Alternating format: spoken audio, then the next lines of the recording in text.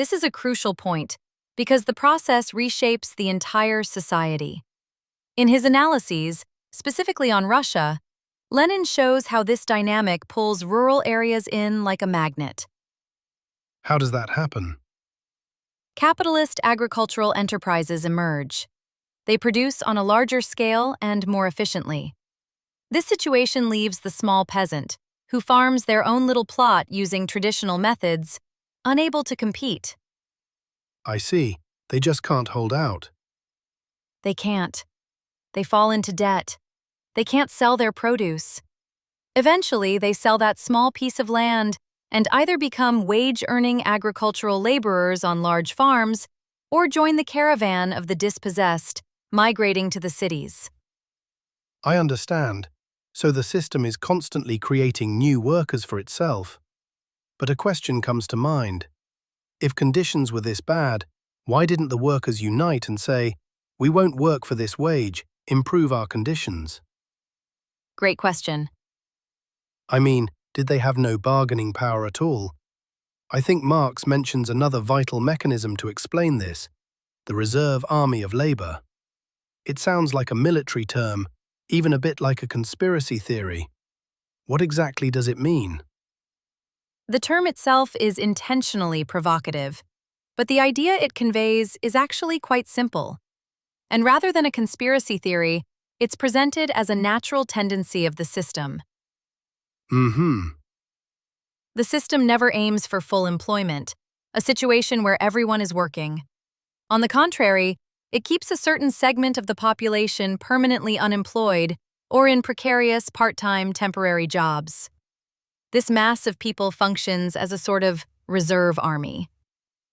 So, what is the practical function of this reserve army? Why is it so important for the system? It has two fundamental and critical functions.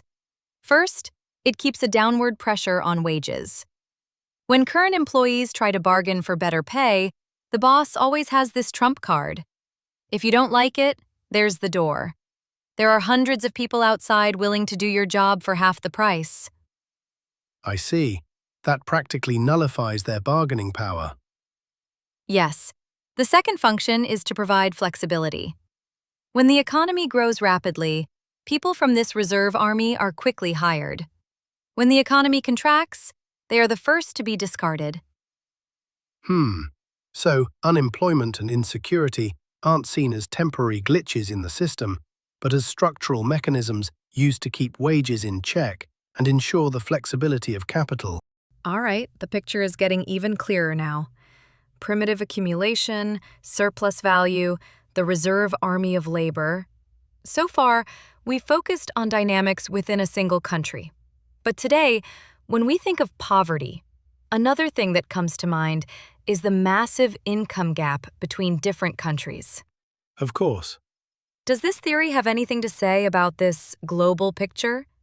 We can finally present Rosa Luxemburg's perspective, and I believe she addresses exactly that. Luxemburg takes the analysis beyond national borders and places it in a global framework, making this theory much more relevant for the 20th and 21st centuries. What is her take?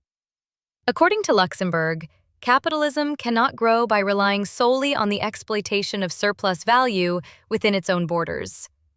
Think of it like a car. It constantly needs new fuel.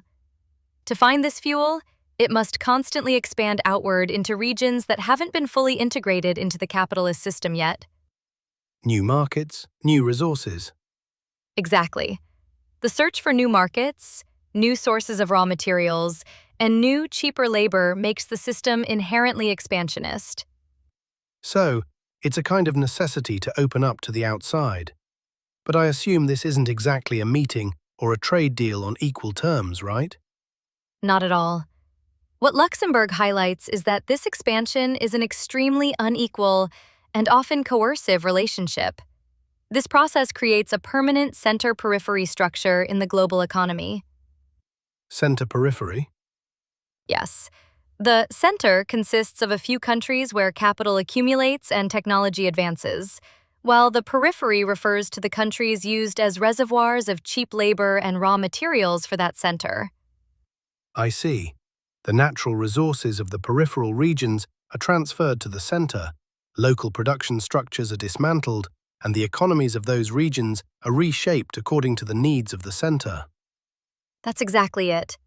Poverty becomes globalized and takes on an international dimension. This analysis provides a structural framework to explain why some parts of the world are constantly getting wealthier, while others can never seem to break out of a cycle of poverty that spans generations. All right, I think we've put all the pieces together. Let's wrap up this intense conversation. Let's do it. In this analysis prepared for you, we looked at poverty not as a personal issue, as is so often done, but as a historical and structural phenomenon. We started with primitive accumulation and saw how people were severed from their means of self-sufficiency. Yes. Primarily through Marx's foundational analysis, we've come to understand that surplus value, the engine of the system, renders wealth and poverty as two sides of the very same coin. With Engels, we felt the brutal, lived reality of this theory on the streets.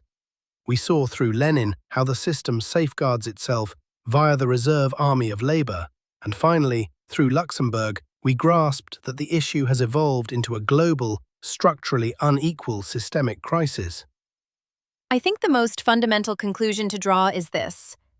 According to Marxist theory, poverty is not a glitch, a bug, or an unintended byproduct of the system. On the contrary, it is a fundamental relationship, reproduced every single day at the very heart of production, by the very nature of the system. From this perspective, the issue isn't a moral debate about whether people are lazy or hardworking. It is a structural issue regarding who owns the land, the factories, the machinery, in short, the ownership of the means of production. At the end of this in-depth exploration, as always, I want to leave you with a question to ponder. In light of this structural analysis, let's consider the solutions we often hear for fighting poverty today. Individual charity campaigns, microcredits, or entrepreneurship programs. When you rethink these approaches, how much lasting change can they truly create without ever touching the core structure described in these sources? That is, the relationship between the ownership of the means of production and surplus value.